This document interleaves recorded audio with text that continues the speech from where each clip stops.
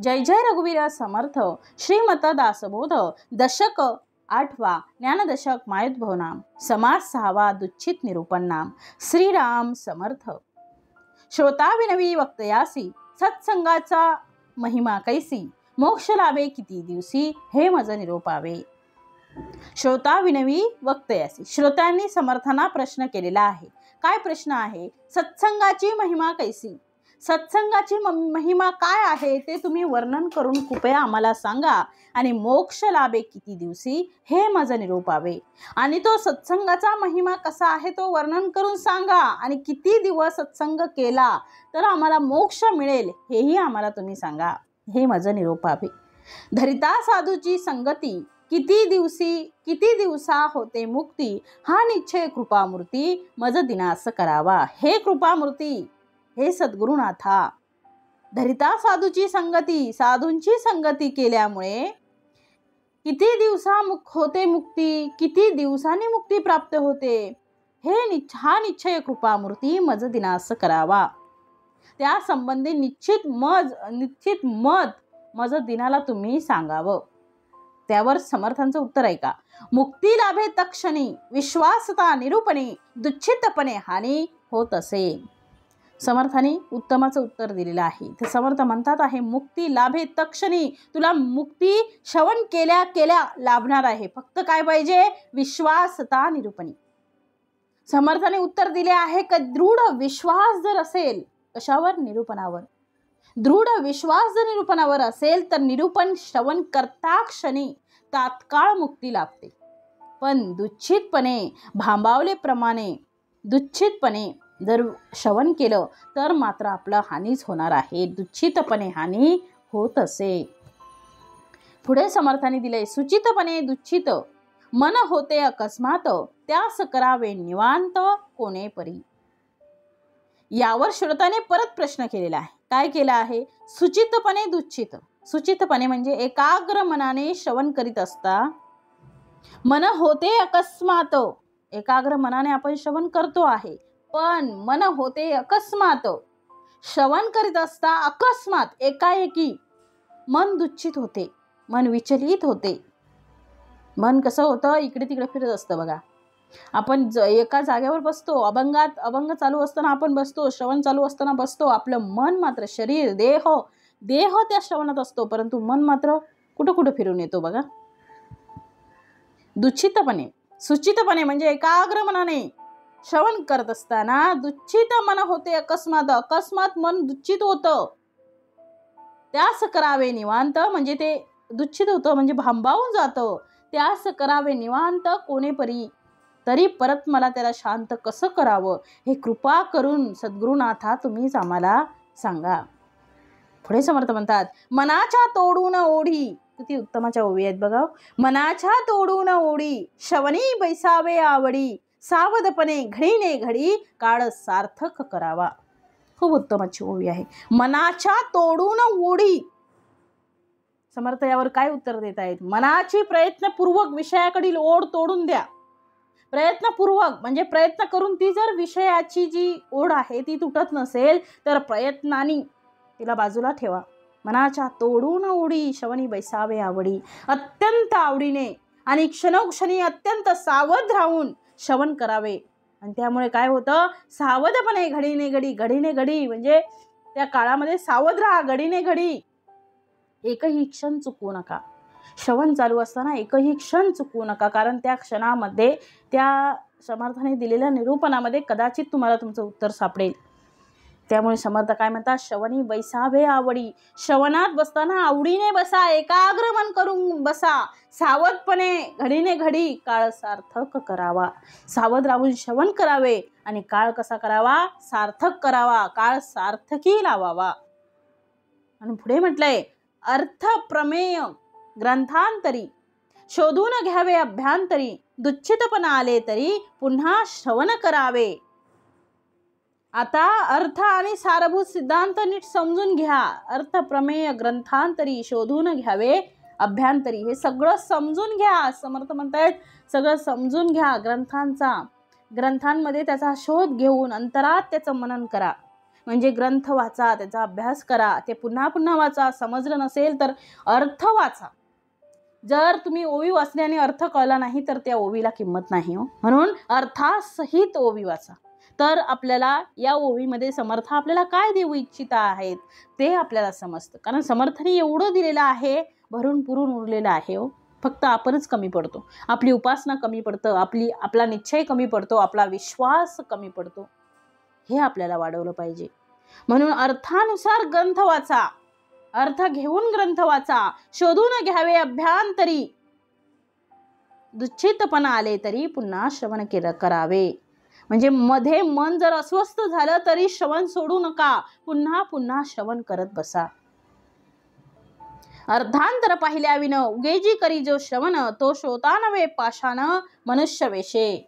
आता समर्थांनी सांगितलेलं आहे की काय सांगितलं आहे, अर्थांतर पाहिल्या विन म्हणजे अर्थ नीट समजून न घेता, अर्थांतर पाहिल्या विन उगेज करी जो श्रवण, तो जो उगीच श्रवण करतो, अर्थ पाहत नाही पण नुसता श्रवण करतो आहे, तो श्रोता नव्हे पाषाण मनुष्य वेशे.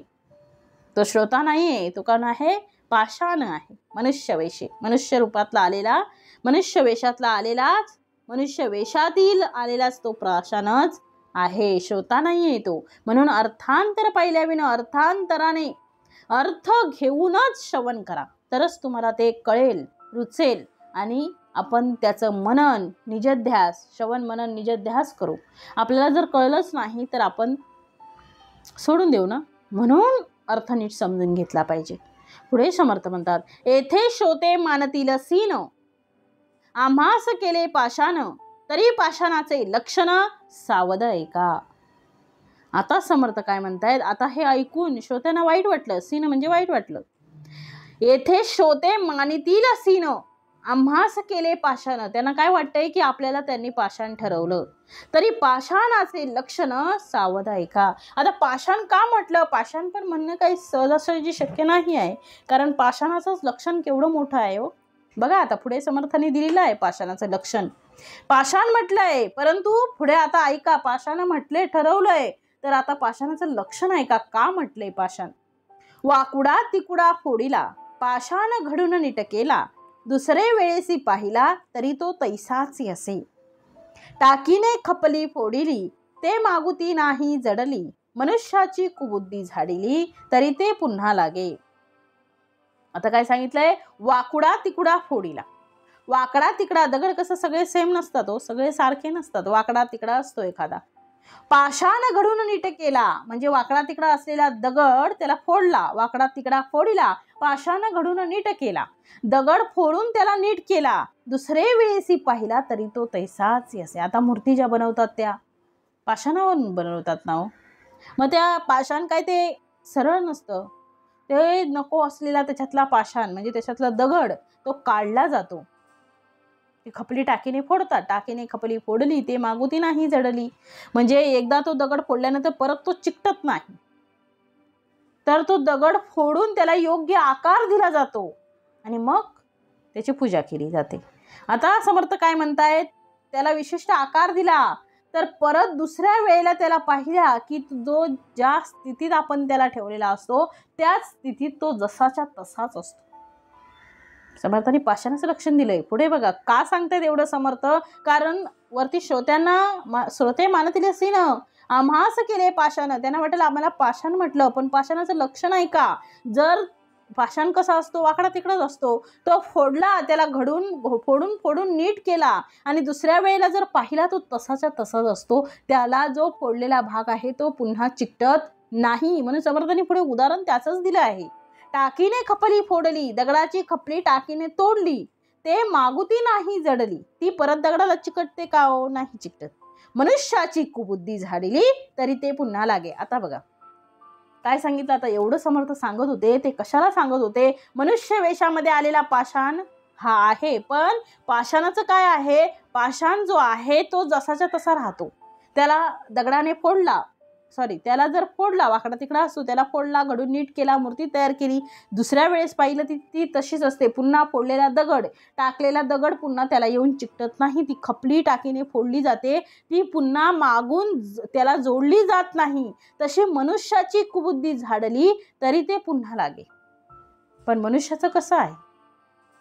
मनुष्याची कुबुद्धी जी आहे ती त्याने झाडली. समजा एखादं व्यसन असेल, दारूचं व्यसन असेल, तंबाखूचं व्यसन असेल, एखादं व्यसन असेल तर तो 2-4 दिवसासाठी सोडतो, जास्तीत जास्त 10 दिवस, परत तो जोडतो, परत त्याच्यामध्ये तो अधीन होतो. परंतु पाषाण मात्र तसं नाही. एकदा तोडलं पाषाण, म्हणजे दगड एकदा टाकीने खपली त्याची काढली की खपली परत जोडते का? हो, नाही जोडत. परंतु मनुष्याचं काय? 4 दिवस निश्चय केला, सगळं वेळापत्रक काढलं, मी असं असं करेल, अमुक अमुक करेल, असा वेळ इथे देईल, असा वेळ तिथे देईल, सकाळी उठून एक्सरसाइज करेल. 4 दिवस, 5 दिवस, 6 दिवस, 7 दिवस, 10 दिवस चालतं, पुन्हा जसं तसं. म्हणजे मनुष्याने कुबुद्धी झाडली तरी ती पुन्हा लागते. परंतु पाषाण मात्र तसं नाही. म्हणून सांगितलंय, सांगता अवगुण केला, पुन्हा मागुता जडला, या कारणे महाभला पाषाण गोटा. आता मनुष्याने कुणाचे ऐकून अवगुणांचा त्याग केला तरी अवगुण परत येऊन चिकटतात. सांगता अवगुण गेला, कोणीतरी सांगितलं म्हणतानी, म्हणून तो अवगुण आपण काढून टाकतो. परंतु पुन्हा मागुता जडला, पुन्हा तो मागून चिकटतात. म्हणून त्यापेक्षा कोण बरा? या कारणे महाभला पाषाण गोटा, त्याच्यापेक्षा पाषाण गोटा खूपच चांगला आहे असे म्हणावं लागल.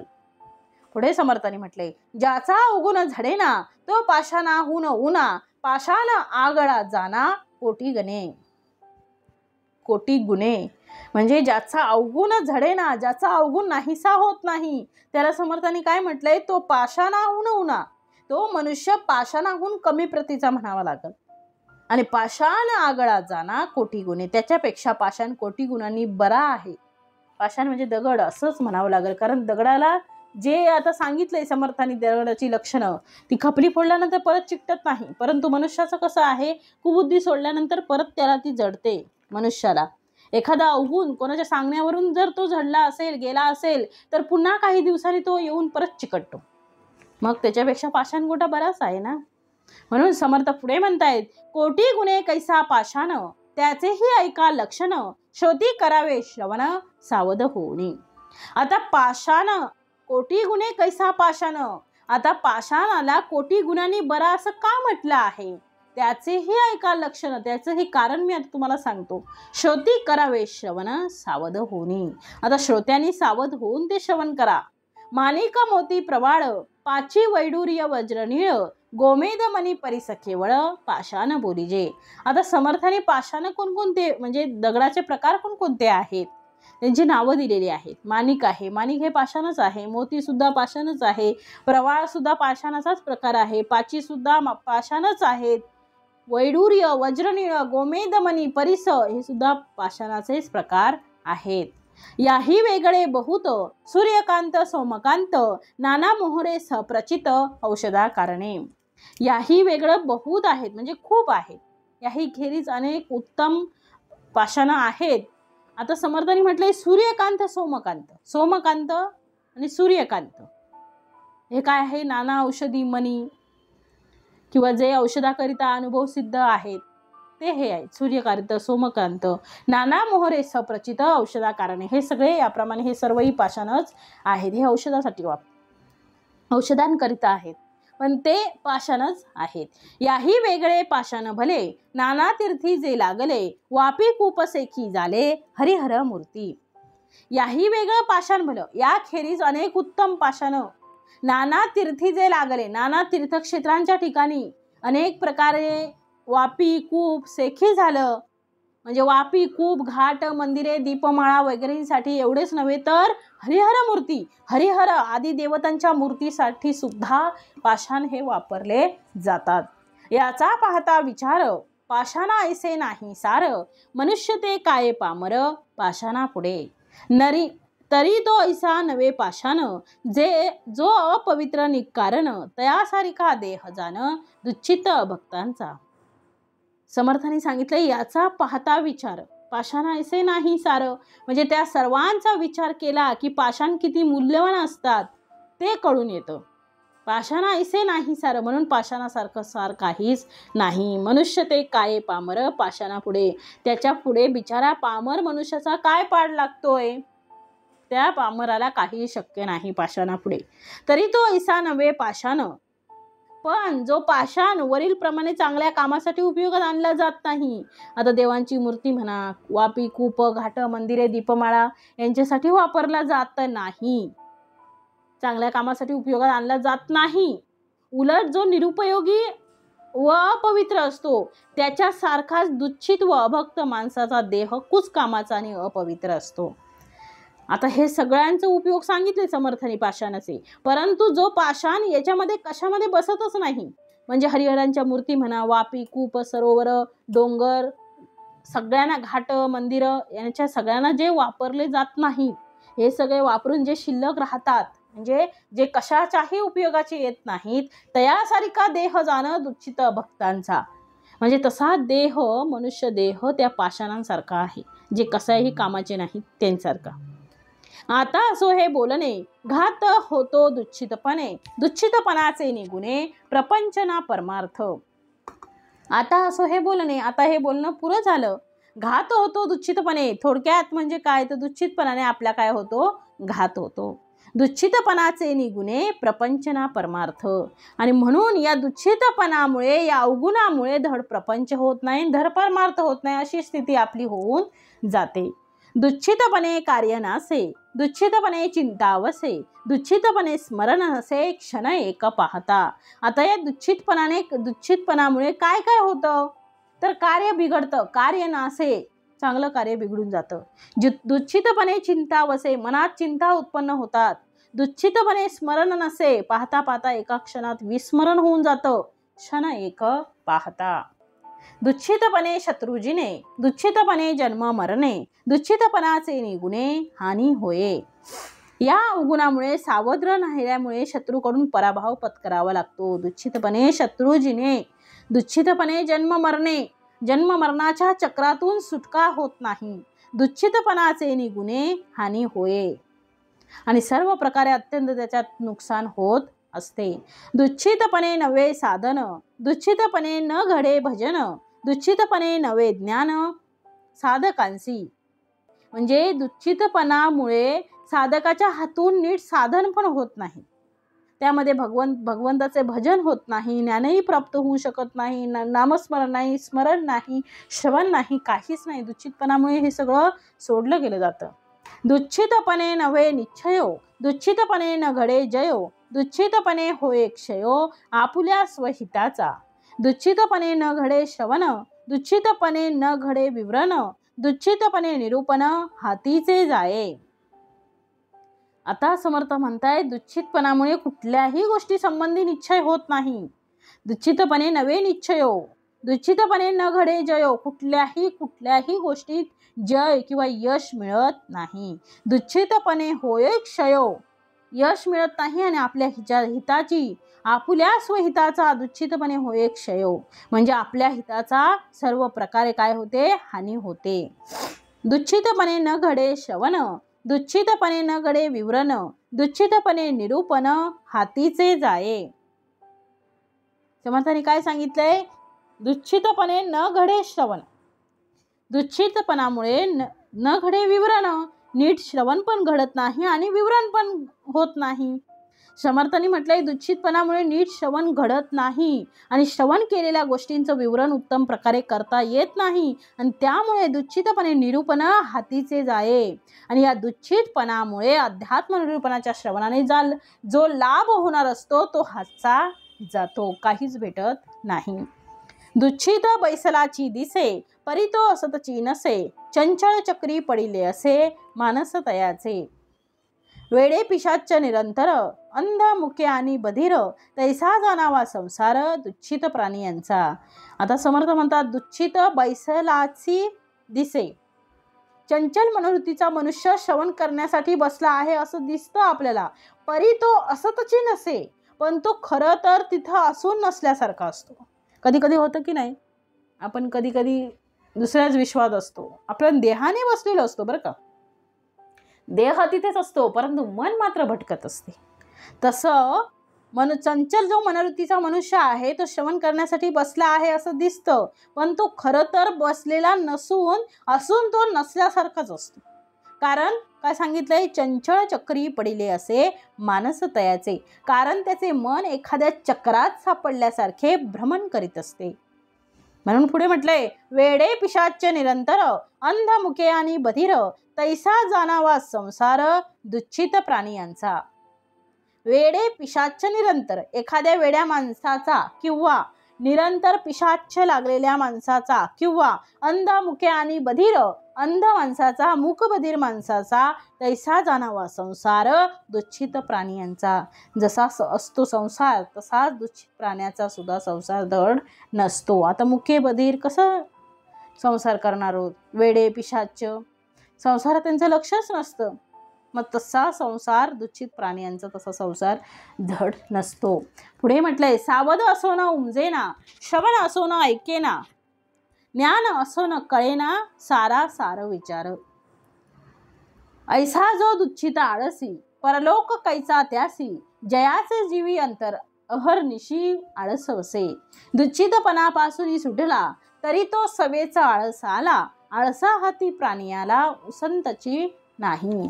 आता समर्थ म्हणतात आहे, सावध असो न उमजेना. म्हणजे काय हो, उमजेना म्हणजे कळत नाही.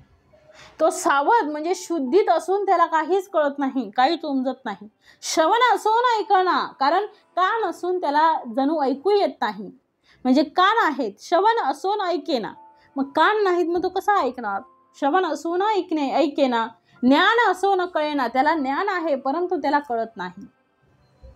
आणि सारा सारा विचार म्हणजे त्याला ऐकू येत नाही हे ठीक आहे, आणि ज्ञान असून त्याला सारासार विवेक कळत नाही. ऐसा जो दुच्छित आळसी, परलोक कैचा त्यासी, अशा प्रकारचा जो दुच्छित आणि आळशी असतो. ऐसा जो दुच्छित आळशी, अशा प्रकारचा जो दुच्छित आणि आळशी असतो. परलोक कैचा त्यासी, आणि ज्याच्या चित्तात रात्रंदिवस आळसच भरलेला असतो. जयाचे जीवी अहर्निशी आळस वसे, ज्याच्या जीवामध्ये, ज्याच्याकडे कायम रात्रंदिवस चिंता त्याची आळसाचीच असते, आळसाने तो भरलेला असतो, असा दुच्छित आळशी, त्याला परलोक कैसा त्यासी, त्याला परलोक कसा प्राप्त होणार. दुच्छितपणापासून सुटला तरी तो सवेचा आळस आला, आळसा हाती प्राणियाला उसंतची नाही. दुच्छितपणापासून सुटला, जर एखादा माणूस दुच्छितपणातून सुटला तर त्याला तरी तो सवेचा आळस आला, त्याला लगेच आळस घेरून टाकतो. आळसा हाती प्राणियाला उसंतची नाही. एखाद्या आळसाच्या हाती मनुष्य सापडला की त्याला उसंतच मिळत नाही. म्हणून पुढे सांगितलंय, आळसे राहिला विचार, आळसे बुडाला आचार, आळसे नव्हे पाठांतर काही केल्या. आळसाने काय होतं, आळसे राहिला विचार करता येत नाही. आळसे बुडाला आचार, आळसामुळे आचार बुडतो. आळसे नव्हे पाठांतर, आणि त्यामुळे काही केल्या पाठांतरही होऊ शकत नाही. आळसे नव्हे पाठांतर काही केल्या.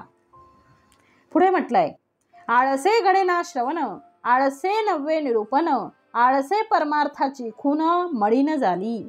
आळसे नित्यनेम राहिला, आळसे अभ्यास बुडाला, आळसे आळस वाढला असंभाव्य. आता या दुच्छितपणामुळे काय काय होतं, तर दुच्छितपणामुळे आळस निर्माण होतो, आणि आळस हा माणसाचा मोठा शत्रू आहे हो.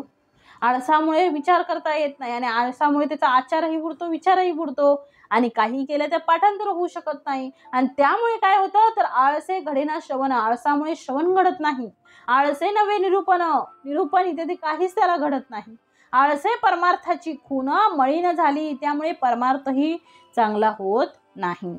आळसे नित्यनेम राहिला, आळसामुळे त्याचा नित्यनेम जो आहे तो राहूनच जाळतो. आळसे अभ्यास बुडाला, आळशी जो असतो त्याचा आळसाचा अभ्यास बंदच पडतो. आळसे आळस वाढला, आळसाने आळस अमर्याद वाढतो असंभाव्य. आळसे गेली धारणा धृती, आळसे मळीन झाली वृत्ती, आळसे विवेकाची गती मंद झाली.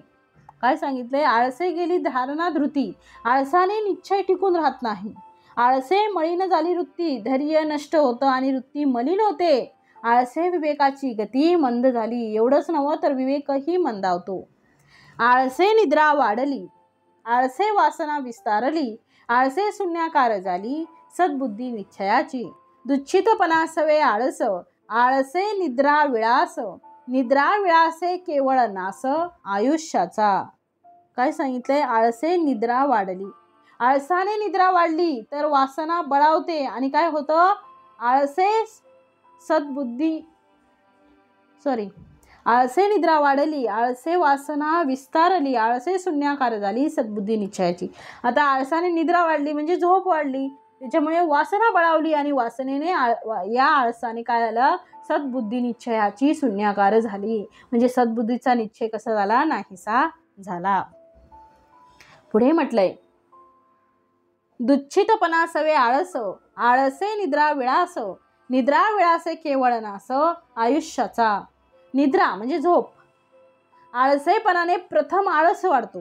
दुच्छितपणामुळे काय होतं? प्रथम आळस वाढतो आणि आळसामुळे झोपेत सुख वाटू लागते आणि झोपेत अधिक काळ म्हणजे झोप अधिक काळ घेऊ लागल्यास आयुष्याचा काय होतो? नाश होतो. निद्रा आळस दुच्छितपण हेची मूर्खाचे लक्षण, येणे करिता निरूपण उमजेची ना. आता ही मूर्खाची लक्षणं कोणती आहेत? तर निद्रा म्हणजे झोप, आळस आणि दुच्छितपणा ही मूर्खाची लक्षणं आहेत. हेची मूर्खांचे लक्षण येणे करिता निरूपण उमजेना.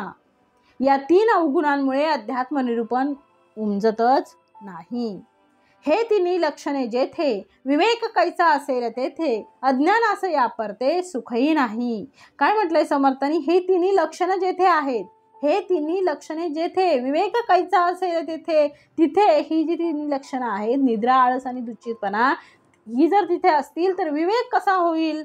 अज्ञानास यापरते सुखची नाही. याहून अधिक सुख कशात आहे असे त्याला वाटतच नाही. क्षुधा लागताच जेविला, जेवून उठता आळसा आला, आळसा येता निजेला सावकास. म्हणजे या आळसामुळे सगळी हे आहे, ज्याची क्रिया आहे ती सगळी बिघडून जाते. आळसामुळे सगळ्याचा आळस हा माणसाचा मोठा शत्रू आहे हो. आळस आला तर सगळं काही नासून जाईल, आयुष्याचा नाश होईल. आणि आळसामुळे काय होतं? क्षुधा लागताचा जेविला, क्षुधा म्हणजे भूक लागता क्षणी जेविला आणि नंतर जेवून उठता आळस आला, जेवून उठला आणि त्याला काय आला? आळस आला. आळस येता निजेला सावकाश. जेवून उठल्याने आळस आला, आळस आल्यावर त्याला झोप आली, आळस येता निजेला सावकाश, तो झोपून गेला. आळस आला की आरामात झोपून जावे हेच त्याला बरं वाटतं. निजोन उठताच दुच्छित कदा नाही सावचित्त, तेथे कैसे आत्महित निरूपणे. निजून उठल्यावरही म्हणजे झोपून उठल्यावरही तो कधी सावचित्त नसतोच.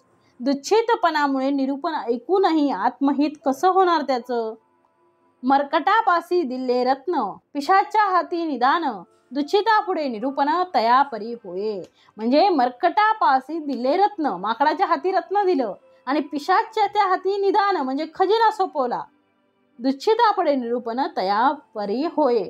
त्याप्रमाणे दुच्छित असणाऱ्या माणसापुढे अध्यात्म निरूपण करणे आहे. म्हणजे माकडाच्या हातात रत्न दिले, रत्न देणे आणि पिशाच्याच्या हातात काय द्यायचा? खजिना. त्याच्यासारखंच आहे ते श्रवण करणे म्हणजे, दुच्छितपणाने श्रवण करणे म्हणजे. आता असो हे उपपत्ती, आशंकेची कोण गती, किती दिवसा होते मुक्ती सज्जनाचे निसंगे. आता पहिला प्रश्न समर्थांनी इथे केलेला होता. पहिल्याच ओळीमध्ये श्रोत्यांनी प्रश्न केलाय. काय केला होता? श्रोता विनवी वक्त यासी, सत्संगाची महिमा कैसी, मोक्ष लाभे कितात दिवशी हे मज निरूपावे. त्यांनी सांगितलं होतं की सत्संगाची महिमा जर आम्ही चालू केली म्हणजे सत्संगाच्या ह्याच्यामध्ये सत्संगाचा महिमा आम्हाला कसा आहे तो वर्णन करून सांगा आणि तो सत्संगाचा महिमा केल्यानंतर सत्संग केला असता आम्ही मोक्ष लाभे किता दिवशी हे मज निरूपावे. म्हणजे सत्संगाचा महिमा, सत्संग आम्ही केला असता किती दिवसाने आम्हाला मोक्ष मिळेल. आता समर्थ म्हणतायत तेच सांगतायत.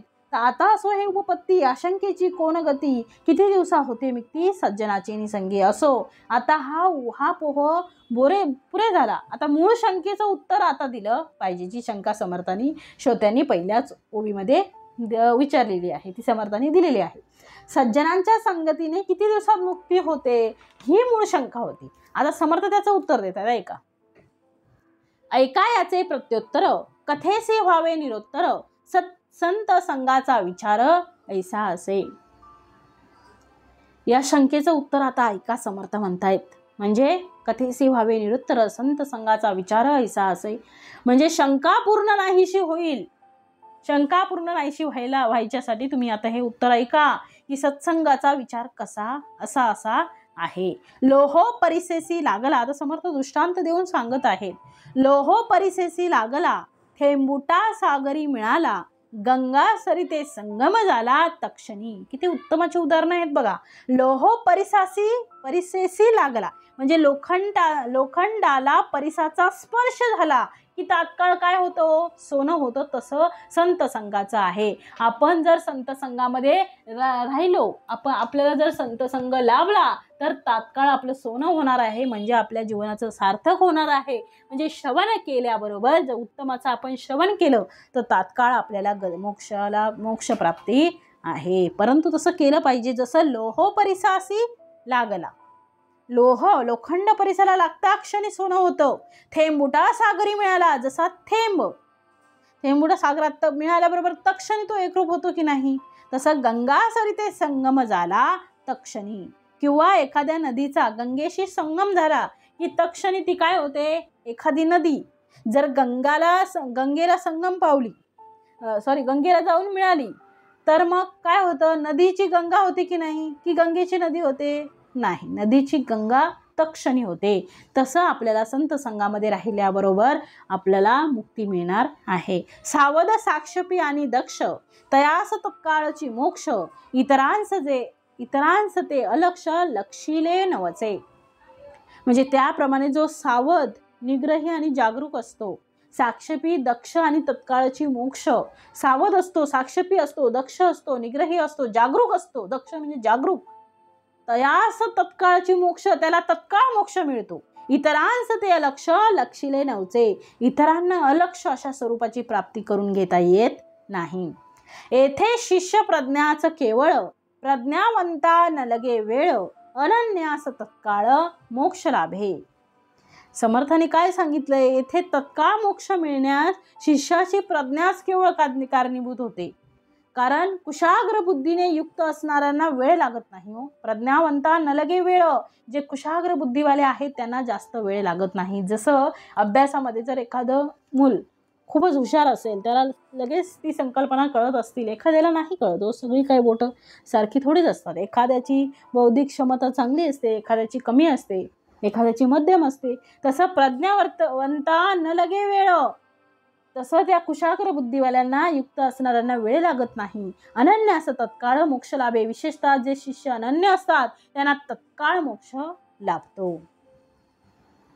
आणि पुढे समर्थ म्हणतात, प्रज्ञावंत आणि अनन्य तयास न लगे कक्षण, अनन्य भावार्थे विन प्रज्ञा खोटी.